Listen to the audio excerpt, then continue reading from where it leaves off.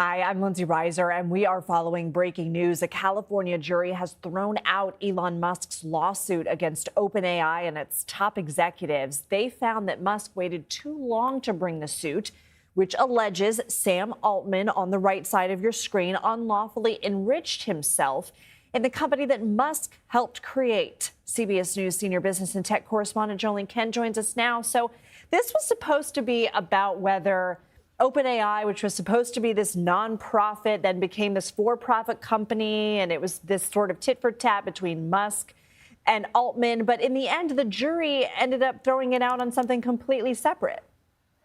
Yeah, they threw it out. They tossed the case based on an expired statute of limitations. The jury delivered that verdict unanimously to the judge as a recommendation.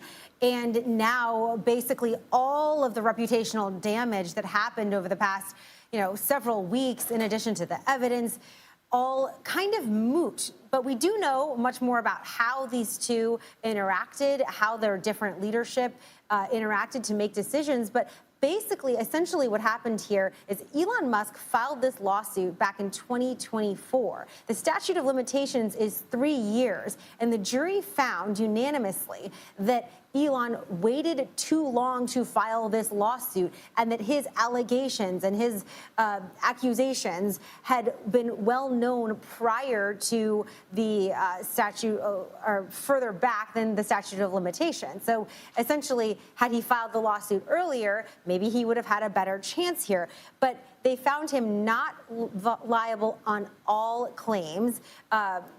And so essentially what we learned is that, the nonprofit structure and all of those core questions about how a company like OpenAI should work, who should make money off of it, the nonprofit structure that was originally built versus what it is today, none of those questions were really addressed by the jury in this decision because they said, Elon Musk, you filed this lawsuit too late.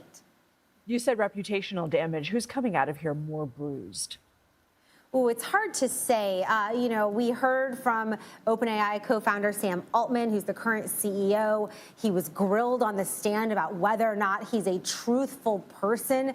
That certainly made the rounds and got a lot of attention. We also saw Elon Musk talk about what it was like when he departed the company, as well as his attempt to, make this what he thought was a donation that ended up going into a company that made all of this money. It's hard to say who came out the winner here. We do know that the company, OpenAI, will remain the same. We know that Elon Musk's team is considering possibly appealing, but they have not made a statement yet on that front. We also have not heard from the OpenAI team as well on their reaction to this case being tossed by the jury. But what we do know is that so much of this case was supposed to be about who controls the future of AI, the power, the decision makers, the impact on the entire labor market, for example, as one small part of it. And now it's kind of back to square one in a sense. So we'll see what happens from Musk's legal team. But we do know that the jury ruled that Musk waited too long to file this lawsuit. And as a result, Altman, Greg Brockman, the co-founder of OpenAI, and OpenAI itself are not liable on all claims, Lindsay. You were talking about some of the questions that were brought up from this trial, and I think that's why it was such a spectacle. What can you speak to in terms of Silicon Valley and why there's such a public interest in this case, not only there locally, but of course more broadly as well?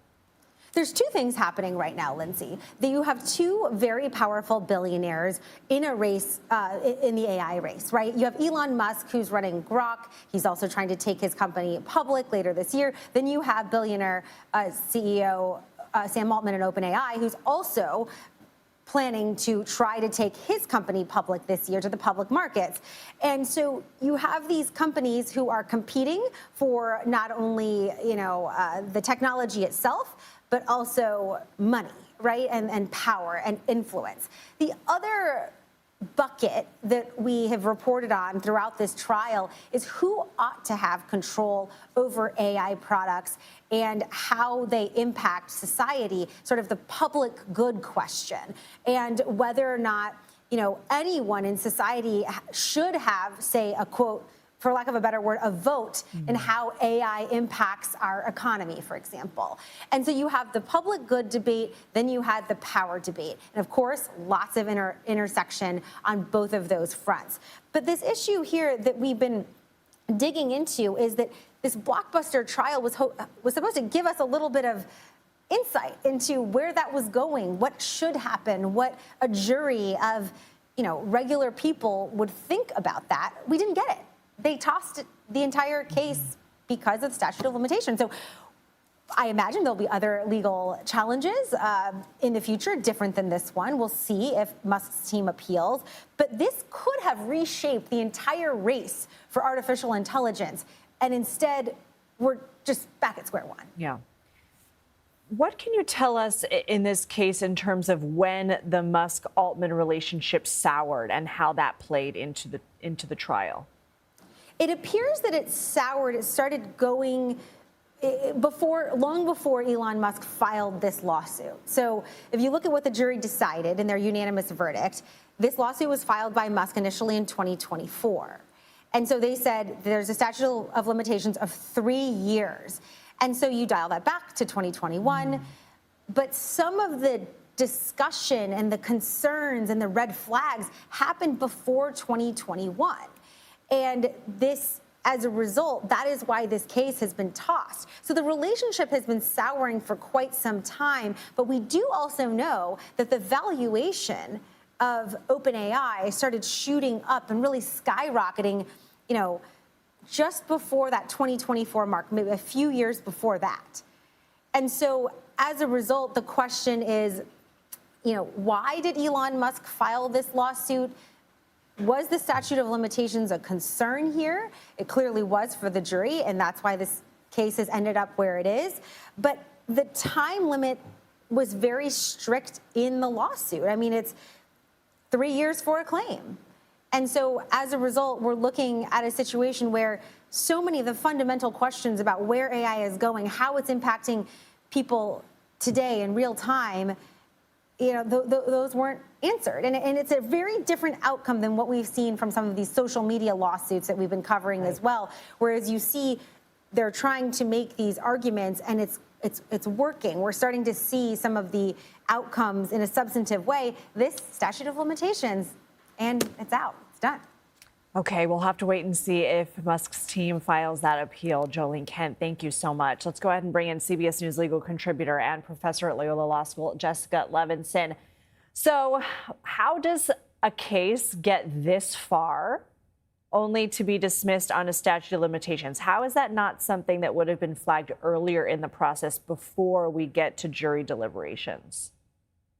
So I think it was flagged. I mean, a lot of people are going to be asking this question today, but I do think it was flagged. What Musk's team had argued is essentially that some behavior was ongoing. And I believe there was also an argument that he didn't truly discover the full extent of what was happening until later. The jury unanimously did not buy that.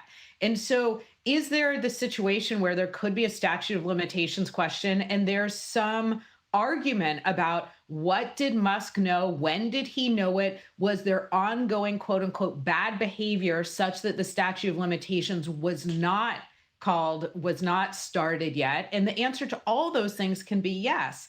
So what do we have here is the jury thought Musk knew that there was not ongoing bad behavior that would allow you to extend the statute of limitations, and therefore that he failed to bring the case within the 3 years that he needed to. So we were just talking with Ling about these big questions that will now be unanswered.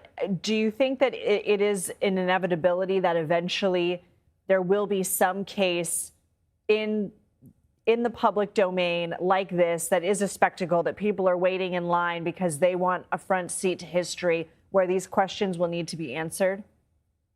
So, save this for when I'm desperately wrong, but no, I actually think this case had a lot to do with the personalities at issue. I think this had a lot to do with Elon Musk and Sam Altman and how they viewed, in the very beginning, how they viewed AI and what they wanted their place in this new emerging marketplace to be. Will there absolutely be additional suits against big AI companies, including Elon Musk's XAI and Sam Altman's OpenAI? Yes, there will be. But with respect to this specific question of was there an enforceable agreement between Elon Musk and Sam Altman that gave rise to legal duties, I don't know that that's going to replicate. If we do see an appeal from Elon Musk and his team, which we haven't yet, we haven't had an official statement, but if we do see an appeal from his team, what would that process look like? So I think obviously at this point, the appeal has to go to the reason the jury said you cannot pass go, you cannot collect $200. This is the end of the road for this case.